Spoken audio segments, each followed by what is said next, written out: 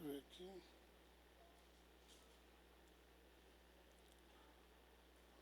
Ok. Livro de Daniel, profeta Daniel, capítulo de número 9. Nós queremos também, antes de entrar na palavra, que depois a gente conduz ao final, avisar os irmãos que ainda não fizeram a inscrição para a confraternização do dia 27 de dezembro, que será num sítio em Santa Cruz, sítio Coco Verde. A inscrição é R$40. Você, para garantir a inscrição, tem que pagar pelo menos 50%. Tá? Então, as vagas são limitadas. Quando chegarmos ao limite, fechará as inscrições. Crianças 0 a 6 não paga. 7 a 11, R$20. 12 em diante, R$40. Ok? Esse valor dá direito ao traslado, o valor dá direito ao café da manhã lá no sítio, dará direito também ao almoço, que vai ser churrasco, e várias diversões. Será o dia inteiro de 7, 8 da manhã até as 18, tá? E nesse dia não teremos culto, pelo menos aqui na matriz. As congregações que tiverem, fica a critério do dirigente. Se porventura ficar um obreiro, fica à vontade. Mas na matriz não haverá. O último culto do ano, desta vez, teremos culto de virada. Será dia 31 de dezembro, 10 horas da noite, 22 horas até meia-noite. A gente vai estar orando, repreendendo a Covid e ministrando o ano 2021, profetizando o ano das realizações. Deus vai realizar teus sonhos. Deus vai realizar coisas maravilhosas, em nome de Jesus. 2020 é um ano atípico. Se pudéssemos, passaríamos um X nesse 2020. Faz lembrar das palavras de Jó, lição atual. Jó, diante da sua angústia, ele disse: amaldiçoa o dia que nasci, que ele desapareça do calendário. Aí eu pergunto a vocês, qual o dia que Jó nasceu? Fale para mim. Jó nasceu dia 29 de fevereiro? Não, nasceu dia 30 de fevereiro. Porque desapareceu. Não tem no calendário. Brincadeira, tá, irmão? Isso aí é brincadeira.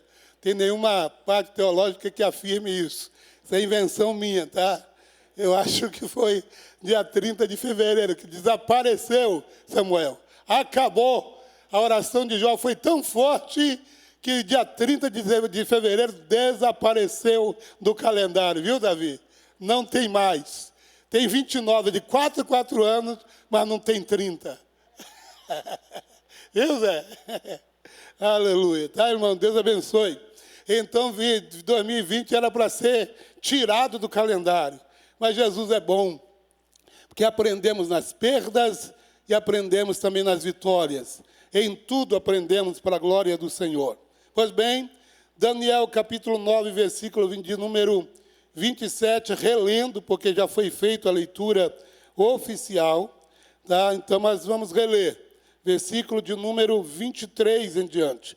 No princípio das tuas súplicas saiu a ordem, e eu vim para te declarar, porque és muito amado, toma, pois, bem sentido na palavra e entende a visão. 70 semanas. 70 estão determinadas sobre o teu e sobre a tua santa. Quem é o teu povo aqui? Israel. Fala, Israel. Fale comigo, Israel. E a santa cidade é Jerusalém. Então, quem é o teu povo? E a santa cidade? Grave bem isso. Para extinguir a transgressão, dá fim dar fim aos pecados, expiar a iniquidade, é trazer justiça eterna, selar a visão e a profecia, e ungir os santos dos santos. Versículo 25, presta atenção. Versículo 25.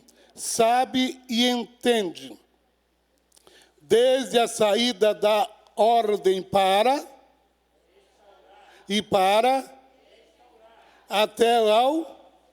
até ao Messias, o príncipe, 7:62, as ruas e as tranqueiras se reedificarão, mas em tempos angustiosos.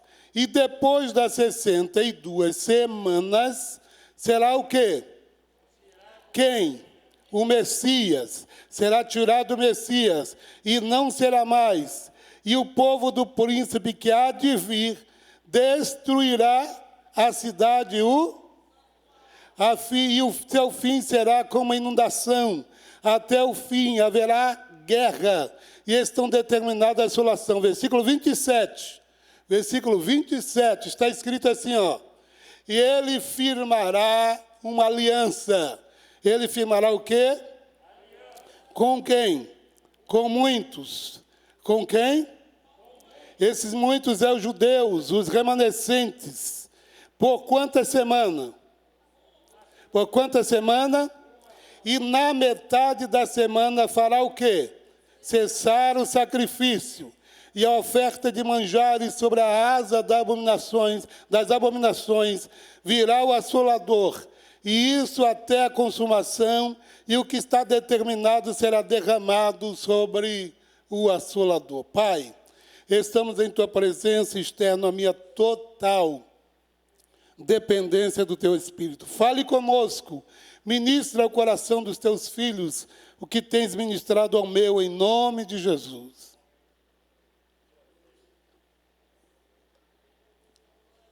Peço toda a atenção dos senhores para que compreendam todos esses detalhes. Quando a gente fala de escatologia, nós falamos da doutrina, do ensino das últimas coisas. Porém, existem muitas linhas teológicas. Existem muitas escolas teológicas. Quando a gente fala de algumas visões, tal como a pré-tribulacionista, a tribulacionista e a pós-tribulacionista. Aqui está falando sobre 3 visões, 3 escolas, 3 ideias que são defendidas. Aqueles que defendem a ideia do pré-tribulacionismo, aqueles que defendem a ideia do tribulacionismo e aqueles que defendem a ideia do pós-tribulacionismo. Para deixar claro, a nossa defesa é em favor do pré-tribulacionismo. Como é que se entende isso, pastor? É simples. Tudo existe um objetivo, uma finalidade. O pré-tribulacionista, ele defende a tese de que Cristo voltará antes da grande tribulação. Ele voltará antes da grande tribulação. Nós defendemos essa tese. Existem inúmeros textos que me faz crer desta forma, defender essa tese dessa forma, porque eu creio assim, que a grande tribulação apenas acontecerá com o rapto da igreja, com o arrebatamento da igreja. Mas existe a escola, existe a escola que defende que Cristo voltará no meio da grande tribulação. Esses são os caracterizados mesotribulacionista ou tribulacionista. Estão dizendo que Cristo vem no meio da grande tribulação. E existem aqueles que dizem que Cristo voltará depois da grande tribulação. Nós já tivemos aqui ensinadores aqui, que hoje não está aqui, que eram defensores dessa ideia de que Cristo volta após a grande tribulação. O defensor dessa ideia, ele vem nos falando que nós já estamos vivendo a grande tribulação. Embasado em que eles dizem isso? Embasado na palavra de Cristo, onde diz, no mundo tereis, uma coisa é a aflição, outra coisa é a grande tribulação.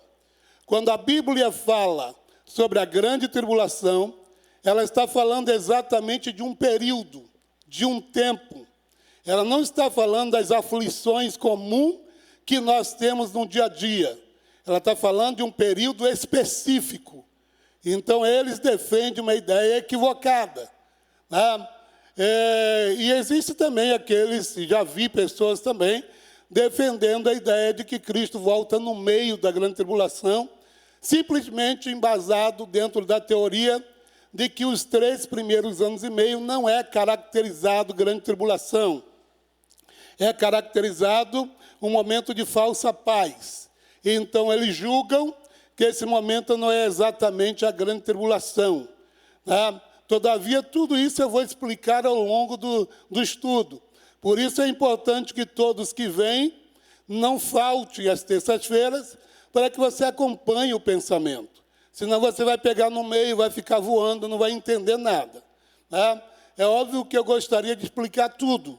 Mas se eu explicasse tudo isso, nós ficaríamos aqui 4 horas e não daria. Então, eu preciso explicar por etapa. Ok? Mas vamos lá. Quando eu gosto de ministrar a escatologia, e o meu norte para a explicação da escatologia é embasado nas 70 semanas de Daniel.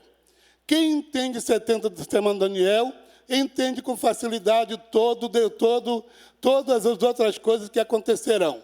Simplesmente. Me serve detalhe. Vamos lá, as 70 semanas de Daniel. Passa para mim o slide, por favor.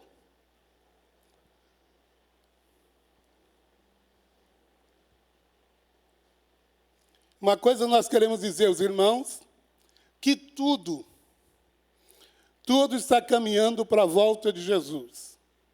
Jesus está mais próximo do que a gente imagina. Mesmo assim, tem crente brincando, tem crente brigando, tem crente em pecado, tem crente fazendo da igreja um clube social, tem crente ignorando tudo isso. Uma das coisas que eu quero pedir a Delve é que sejam cautelosos, porque tem muitas especulações. Tem profecias sendo soltadas aí nos grupos de zaps, que ele não tem base bíblica nenhuma. E eu sou muito cauteloso nisso e eu cobro. Quando eu vejo no grupo e eu ouço, eu mando deletar, porque aquela profecia não tem base bíblica nenhuma.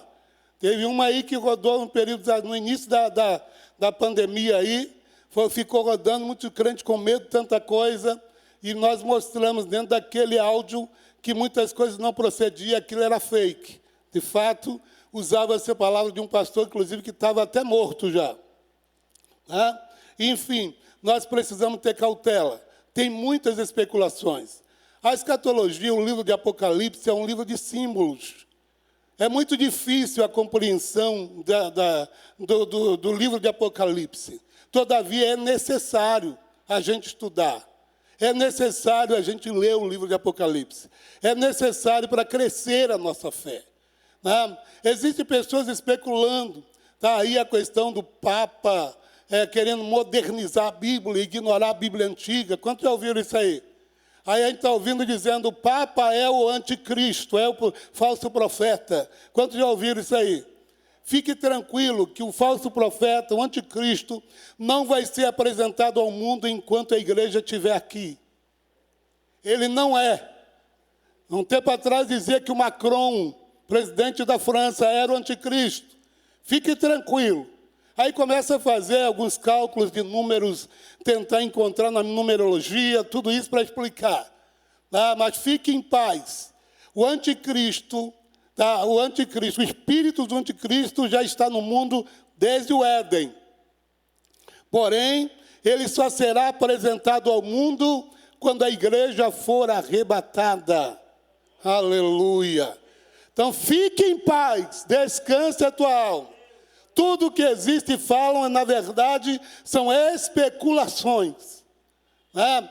Porque agora a ordem mundial é o 666, é o selo, é o não sei o quê. E agora o que a gente vai fazer? A gente vai botar a marca. A marca só vai acontecer do anticristo no período da grande tribulação. Isso aí é o quê? Prenúncio, é ensaio. O mundo gira em torno do destino do anticristo. Tudo está da mesma forma que Paulo escreveu dizendo, e vindo a plenitude dos tempos, Jesus nasceu no tempo oportuno, e havia exatamente todas as profecias desencadeando para que ele nascesse em Belém de Judá, no Império Romano. A estátua de Nabucodonosor fala sobre isso, né? Os pés de barro e ferro. E depois os 10 dedos. Tudo isso fala de governos que estará exatamente sendo governado pelo anticristo. Tudo isso aí. Então tudo tem um tempo, tudo facilita, tudo está sendo organizado para receber o anticristo. Mas escute, igreja, o anticristo enquanto a noiva do Cordeiro estiver na terra. Aleluia. Fique em paz. Não brinque. Saiba que está próximo. Tudo desencadeia para isso. Você vê aí o que está acontecendo nos Estados Unidos. Digamos que seja considerado o senhor Biden, né? Como presidente, naturalmente tudo vai facilitar ao governo do anticristo. Tudo é uma preparação para que o anticristo, quando chegar, já encontre tudo organizado para ele dominar. Simplesmente isso. Então não pasme. Não pasme. Os Estados Unidos teve a maior oportunidade da sua história. Se jogar fora, não chore depois. O Brasil hoje está tendo a maior oportunidade de sua história. Se permitir ser enganado e deixar que o marxismo domine o nosso Brasil, não chore. Não chore. Tudo vai acontecer, mas o que eu tenho que orar é: Senhor, guarda a tua igreja, protege a tua igreja, enquanto ela estiver aqui. Aleluia. Para depois não chorar aquilo que você contribuiu para fazer. Tá? Em nome de Jesus. Pois bem, então observe bem que existe um texto aqui, ó, Daniel 9:24. Leiam para mim de alto e bom som, todo mundo junto. 2, 3.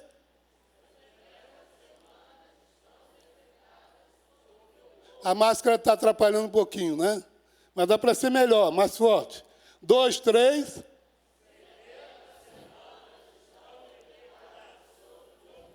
Vamos por vírgula, pare na vírgula aí.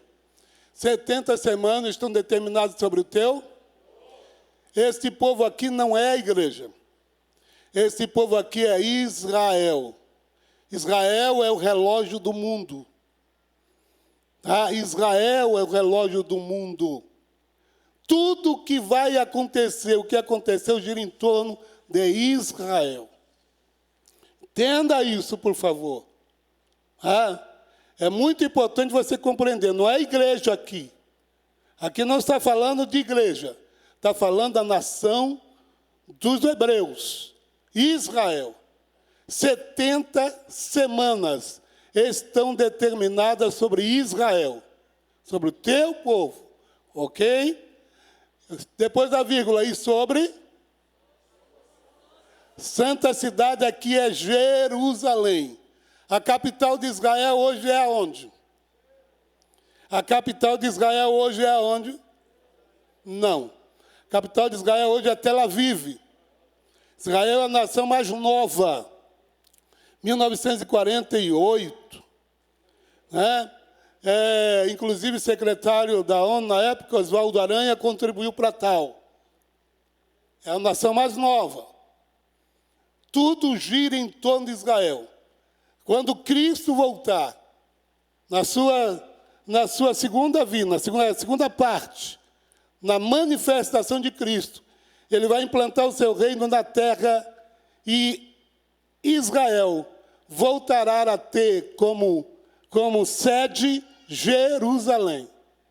Jerusalém voltará a ser capital mundial na época do milênio. Agora é Tel Aviv, mas na época do milênio, após a manifestação de Cristo, será Jerusalém. Ok? Pois bem, volte lá. Vamos ver agora depois para fazer e dar fim aos pecados, para expiar a iniquidade e trazer justiça eterna, selar a visão e a profecia e ungir o Santíssimo. Prossegue, 25. Coloque na tela o versículo 25, para que eu possa explicar aos irmãos melhor antes dessa explicação aqui. Versículo 25, 9, 25. Daniel 9, 25. Olha só. Escute isso aqui, ó. Sabe e entende. Desde a saída da ordem. Desde a saída da... Para quê? O que lembra vocês a restauração do templo e dos muros de Jerusalém? Época de quem? Esdras e Neemias. Quem deu a ordem após o exílio babilônico? Quando termina o exílio babilônico, agora quem domina é Dário, ele dá ordem, ele é reconhecido como Ciro, profetizado por Isaías, para que o povo volte à cidade. A partir dali começa a contagem desse negócio aqui. O relógio para Israel começa a contar a partir da restauração do templo de Salomão, época de Esdras e Neemias, dos muros da cidade, do templo de Jerusalém. Muito bem. Para edificar a cidade de Jerusalém até ao... Observe bem, que ele está dizendo aqui até ao Messias, isto é, existe um tempo da restauração do templo até a vinda do Messias. Depois, observe, ele dá uma vírgula e prossegue. O príncipe, haverá sete, e depois, em tempos angustiosos. Preste atenção, detalhe aqui. Ele não dá um segmento direto. Haverá 69 semanas. Ele diz 7 semanas e 62 semanas. Aqui ele está falando exatamente de um período que é dividido em 2 etapas. Deixa eu explicar agora o slide seguinte, para você compreender isso. O slide seguinte. 70 semanas. 70 semanas são semanas de anos. E não de dias, não de semanas normais. Uma semana tem quantos dias? Uma semana tem quantos dias? Então, observe, não são semanas de dias, são semanas de anos. Se uma semana tem 7 dias, se é semana de anos, uma semana de anos tem 7 anos. Então, cada ano dessa profecia equivale a 7 anos. Um ano equivale a 7. Um ano equivale a 7. Então, olha para teu irmão e diga para ele, um ano da profecia, 7 anos da profecia, 7 anos da profecia equivale a um ano da profecia. São 70 semanas, equivale a uma semana. Equivale a uma semana. Uma semana equivale a 7 anos. Uma semana equivale a 7 anos. Vamos repetir isso para ficar gravado. Uma semana equivale a 7 anos. Uma semana equivale... Ok? Então, se você tem, naturalmente, 70 semanas, você tem 490 anos. Que são anos exatamente, observe bem, que são 70 vezes 7. 70 semanas é 490 anos. Então, olha aqui, bem claro. Total de anos, 70 vezes, quanto dá o total? Então, o calendário bíblico ou profético com um total de 176.400 dias. Ok? Tudo isso aí ainda fica um pouco embolado. Por quê? Porque o profeta é claro quando diz 7 semanas, 62 semanas até o Messias. 7 semanas é 49 anos. Então, observe, quando o profeta diz 7 semanas, ele está dizendo de 49, exatamente o período que demorou a reconstrução do templo e da cidade de Jerusalém. 49 anos. Neemias reconstruiu os muros em 52 dias, depois observamos a reconstrução do templo, depois vem a embargação da reconstrução do templo pelos samaritanos. Vocês estudaram isso? Quem estudou isso aí? Não é? Vocês estudaram tudo isso aí. A embargação do templo, tudo isso, escute isso. Isso é profético. Mesmo embora aqueles que se levantam contra ti, eles estão contribuindo para a profecia se cumprir na tua vida. Se eles pensam que estão atrasando, eles estão contribuindo para Deus executar na tua vida o que Ele determinou, para a glória do nome dEle. Quem está feliz por isso, diga aleluia. Então, essas 7 semanas que Daniel diz aqui, equivale a 49 anos, exatamente desde a saída da ordem pelo rei Artaxerxes, pelo rei Dário, até a conclusão do templo e dos muros de Jerusalém. Passou 49 anos. Amém? Glória a Deus. Só que ele diz 7 semanas, vírgula, e 62 semanas. 62 vezes 7 dá 434. Mais 49, para quem sabe fazer conta. 434 mais 49, 483. 483. Já se cumpre, então, 69 semanas, fica uma. Vamos agora. Vamos lá. Outro slide. O outro slide. Estão decretadas sobre o teu povo. São tua santa cidade. O teu povo é? A santa cidade é? Prossegue. Nesse período, observe bem, acontecem algumas coisas. O objetivo dessa profecia é fazer cessar a transgressão, expiar a iniquidade, selará e ungir o Santíssimo. Ouça isso, por favor. 49 anos, Israel está de volta à sua terra, muro reconstruído, templo reconstruído, vírgula. Dali até o Calvário, passou mais 434 anos. Dando exatamente 69 semanas da profecia de Israel. Quando Cristo é crucificado, o texto é muito claro, até que seja tirado o Messias. O Messias é morto no Calvário.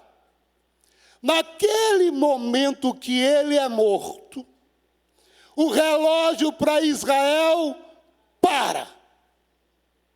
Parou o relógio, o ponteiro parou. Parou no 69 semanas, melhor dizendo. 69 semanas parou o relógio para Israel. Porque a profecia não é para a igreja. A profecia é para... O Messias é morto. O relógio para. João, o evangelista, diz, veio para o que era seu.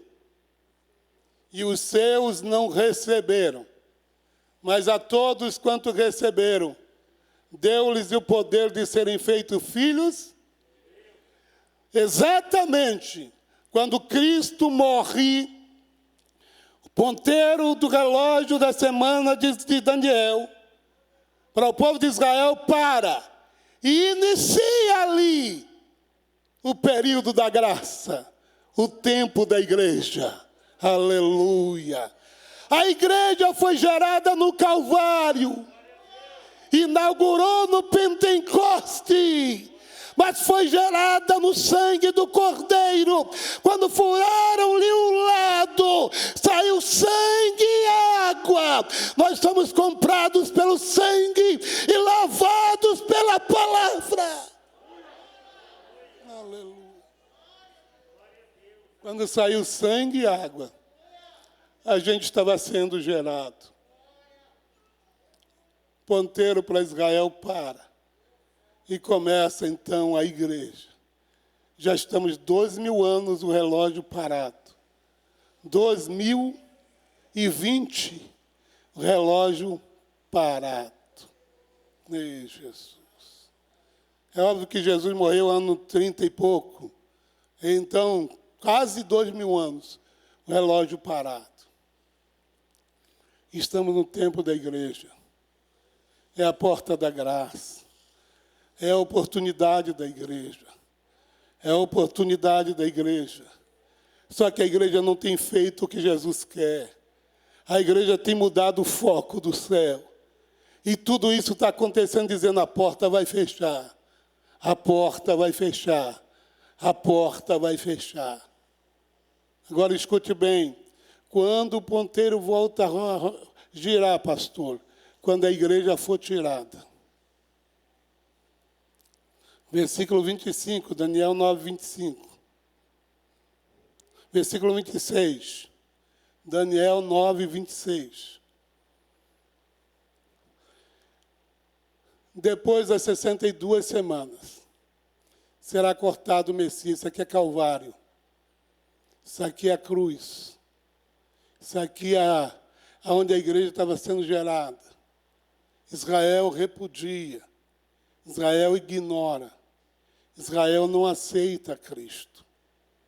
Quando Jesus estava sendo apresentado publicamente por Pilatos, e era comum soltar um preso naqueles dias, eles pegaram Barrabás, um homem violento, criminoso, condenado pela sociedade, mas foi colocado ao lado de Jesus. E ele perguntou, Pilatos perguntou: quem que vocês preferem que seja crucificado? Barrabás ou Jesus chamado Cristo? E eles gritaram dizendo: solta Barrabás. E faz o quê? E faz o quê? O relógio parou para eles. Porque eles ignoraram a maior oportunidade que tiveram. Deus suportou, por meio da intercessão de Cristo, todas as transgressões de Israel e deu oportunidades para ele. Mas agora, eles disseram: crucifica Jesus. Crucifica Jesus. E não terminaram aí. Eles prosseguiram dizendo: que caia sobre nós e sobre nossos filhos o sangue desse homem. E os judeus vêm sofrendo. O povo de coração duro vem sofrendo. Ao longo da história, quem estuda judaísmo sabe muito bem como a história dos judeus, como eles sofreram durante todo o período da história. Não bastasse isso, na Segunda Guerra Mundial, Hitler foi um dos maiores sacrificadores de Israel, dizimou 6 milhões de judeus, mortos, queimados com câmara de gás. Quem quer perceber isso, busque lá no YouTube um filme sobre o Holocausto. Você vai ver quantas pessoas sendo mortas, crianças, idosas, colocado dentro de caminhões fechados com gás e saíam mortos. Matavam judeus em todos os lados. Todos os todos os lugares. Tudo isso por quê? Por uma palavra dita. Mel Gibson diz muito claro isso, e os judeus ficaram irados com a expressão de Mel Gibson, exatamente por colocar a paixão de Cristo da forma que colocou. Caia sobre nós e nossos filhos o sangue desse homem. Milhões de judeus morrem. Não basta isso, eu quero ser muito claro aqui dizendo, a grande tribulação tem o objetivo primário, punir Israel. Essa é a última semana. Última semana. Uma semana é quantos anos que eu falei para vocês? Uma semana é quantos anos? Se uma semana é 7 anos. 7 anos é o período da grande tribulação. Exatamente. A grande tribulação tem o objetivo primário de punir Israel. Se o anticristo, ou melhor, se Hitler matou 6 milhões de judeus, imagina quantos milhões o anticristo não matará. Quando a aliança com ele for quebrada. A grande tribulação tem o objetivo primário, exatamente punir Israel. E o objetivo secundário é para os crentes deixados. Por isso, na primeira parte da grande tribulação, quem sofre não é os judeus. Os judeus não sofrerão na primeira parte. Por quê? Porque ele fará uma aliança com o anticristo. E quem será punido serão os crentes que ficarem na terra. Só que eu creio que os que estão aqui vão subir. Aleluia. Tem gente ajuntando tesouro para o anticristo. Tem gente apegado a esse século, que participará do governo do anticristo. Mas até o fim, acorda até o fim, nós seremos arrebatados. E estaremos para sempre com o Senhor. Amandarabiastéria. Amandoquebiastai. Aleluia. Volta o outro slide ali para que eu possa explicar melhor. Volta ao texto, versículo 26. Olha só. Está muito explícito isso aqui. Depois das 62, porque 7 já passou. 62 aqui é depois da vírgula. 62 aqui é depois que Jerusalém está reconstruído. O templo está reconstruído. Então, depois de 62 semanas, será morto o Messias. Mas não para si mesmo, o povo do príncipe. Observe isso. Em momento algum, Jesus é caracterizado príncipe. Ele é rei. Ele nasceu rei. Ele é rei. Aleluia. Glória ao nome do Senhor. É o Rei dos reis. Senhor dos senhores. Ah, mas pastor, o profeta Isaías disse que o principado está sobre seus ombros. Principado é uma coisa, ser príncipe é outra. Principado é o domínio sobre os príncipes. Domínio sobre o mundo. Aleluia. O povo de um príncipe que há de vir destruirá a cidade e o santuário. E o seu fim será com inundação. Até o fim haverá o quê? E estão determinadas as relações do versículo 27.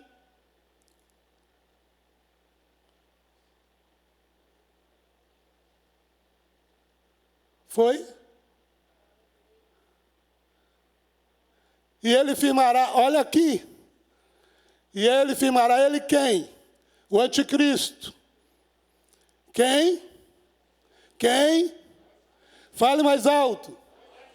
Eu sinto saudade do Sinésio aqui, viu? Ele gostava desse estudo. Ele, o anticristo, firmará aliança com muitos. Com muitos quem? Os remanescentes de Israel, exatamente, que sobrarem. Com o povo de Israel, ele fará uma aliança por uma semana. Aliás, aqui ainda não é remanescente, é com Israel mesmo. Fará uma aliança por uma Uma semana tem quanto tempo? Uma semana tem quanto tempo? Então o anticristo firmará uma aliança com Israel que durará quanto tempo? A grande tribulação dura quanto tempo? Então o anticristo firmará uma aliança com Israel que durará o período da grande tribulação. Agora, esse mistério aqui. E na metade da semana fará cessar o sacrifício. Por quê? Na metade, no meio da grande tribulação, Israel vai perceber a burrada que fez de ter feito aliança com o anticristo. Sabe por que ele perceberá? Porque tudo girará em torno do anticristo ser adorado. Observe bem, o templo de Jerusalém foi destruído. E onde era o templo de Jerusalém foi construído a mesquita de Omar, que é a mesquita dos muçulmanos. Quem foi a Israel sabe muito bem o que estou dizendo. Hoje está erguida a mesquita de Omar. Segundo alguns estudos, o templo de Jerusalém já está construído em módulos. Para quando a mesquita cair, imediatamente se constrói o templo. Escute isso aqui. Quando o anticristo se manifestar, ele faz uma aliança com Israel que dura 7 anos. Só que quando o templo é reerguido e o templo está intacto, o anticristo haverá de se querer ser adorado por Israel. Ele vai querer sentar-se no trono e diz: o Deus de vocês sou eu, me adorem. Só que existe uma coisa em Israel que precisa ser relatado aqui. A história de Israel é incrível. Israel é uma nação monoteísta de criação. Quando Deus instituiu a nação hebreia em Abraão, ele diz bem claro que Israel adoraria apenas um Deus. E ele era monoteísta todo o período que esteve no Egito, sendo escravo, toda a história. Quando Israel sai do Egito e entra nas terras prometidas, foi o que Deus havia dito para Israel: vocês não podem se deixar influenciar pelos cultos pagãos, pelo povo pagão. É eles que têm que servir ao Deus de vocês, e não vocês servirem ao Deus deles. Quando Israel conquista a promessa, ele deixa de ser monoteísta e passa a praticar o politeísmo. Ele passa a adorar muitos deuses, até que Deus levanta o profeta Oséias e compara Israel, a esposa de Deus, com uma prostituta que se deita com muitos homens. Aquela profecia de Israel, melhor, a palavra de Oséias, o livro de Oséias, é uma metáfora, mas também é literária.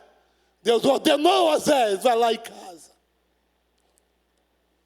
Para você ter ideia da gravidade disso, seria como se Deus ordenasse ao seu pastor para casar com a prostituta. E aí? Como é que vocês reagiriam?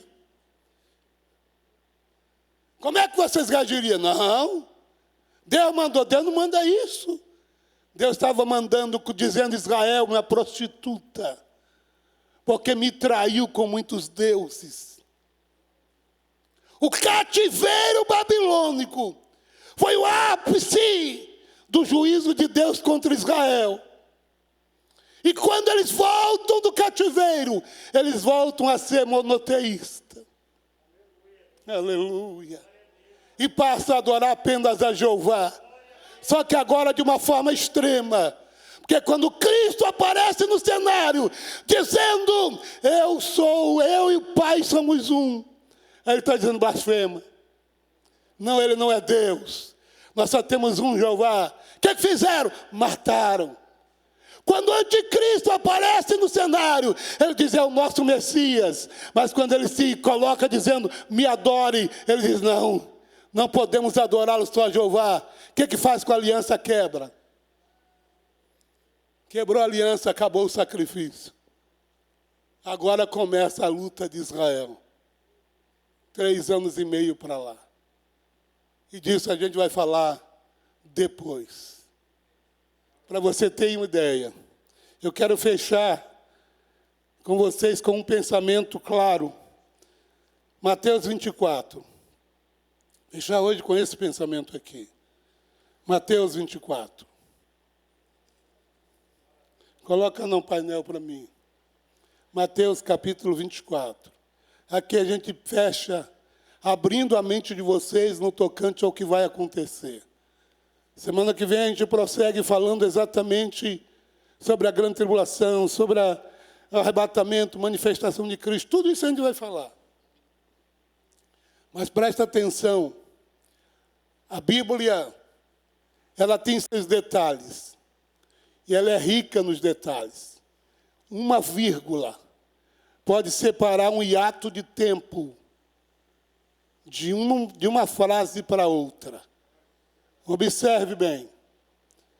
Preste atenção nisso aqui. Leia, olhe para cá, para o painel. Quando Jesus ia saindo do templo, aproximaram-se dele os seus discípulos para lhe mostrar a estrutura do templo. Prossegue.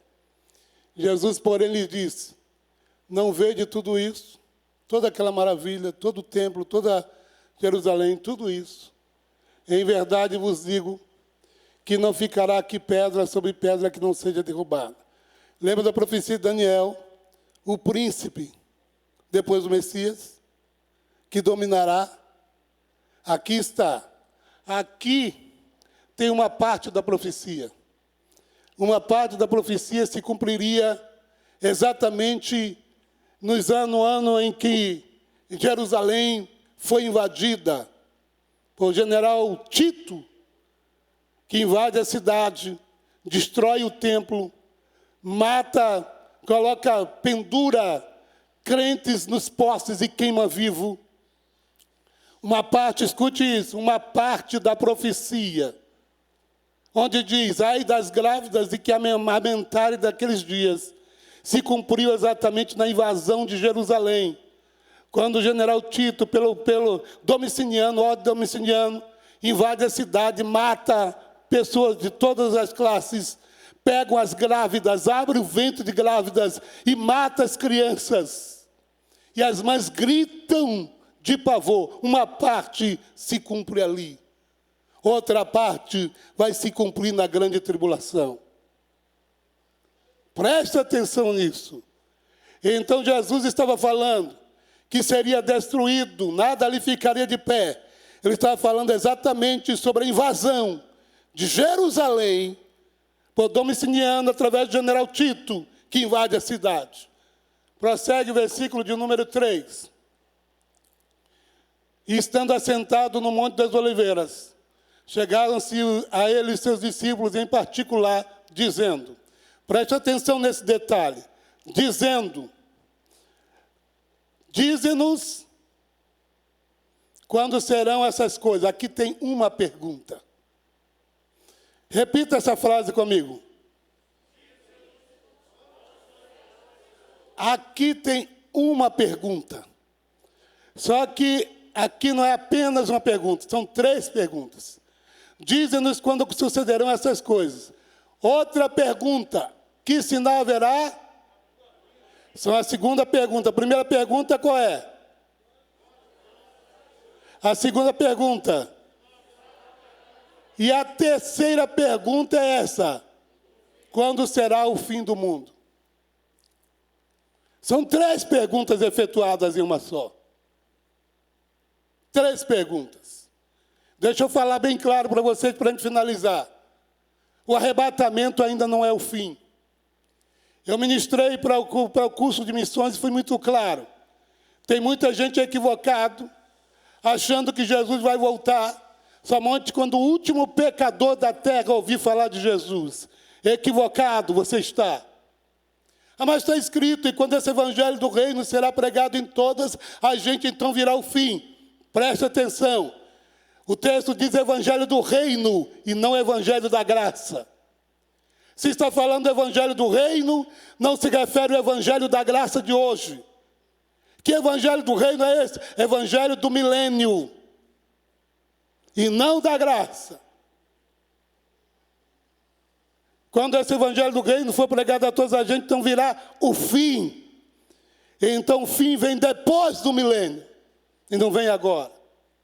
Então, são 3 perguntas. E Jesus responde, versículo 4.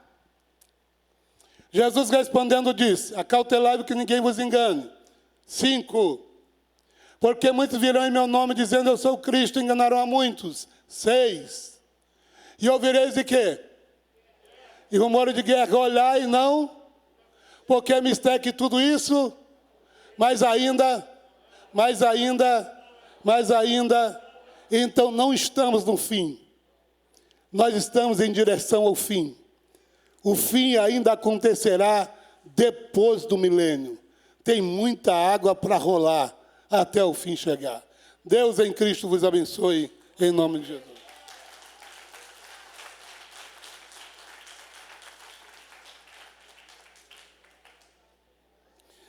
Eu quero criar, tudo vai depender do tempo que a gente começar a semana que vem.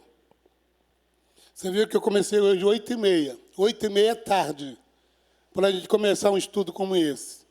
Eu preciso começar a ministrar às 8. Só para